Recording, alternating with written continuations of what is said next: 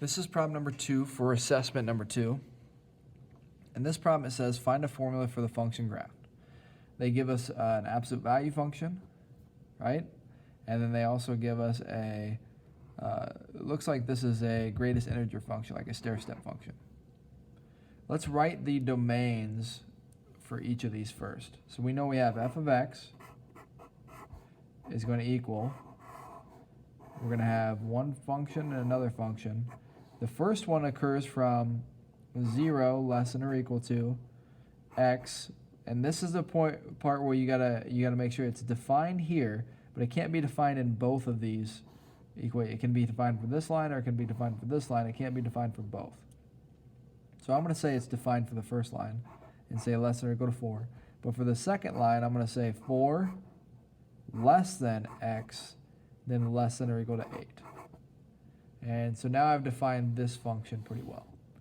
Let's go to this function here, and I say f of x equals, again, we're going to put a blank here and a blank here.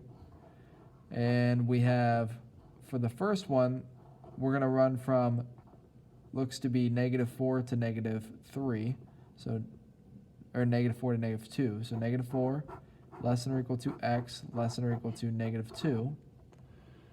And then we're going to go ahead and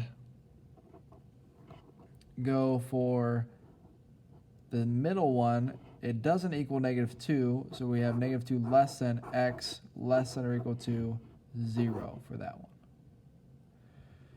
Let's go ahead and write the equation then. We're going up 4 over 4 here, so that's just got a slope of 1. Its y-intercept is 0, so I just end up with x here. For this one, we have a slope that's -1, because it goes down 4 over 4. And its y-intercept, you can see, would be 8.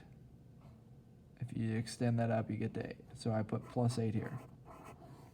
For this one, it's a flat line. Flat line at, let's see, this would be y equals -3.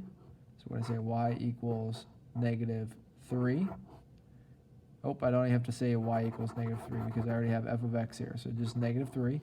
And then this would be just 0 for the line right here. And that's the formulas.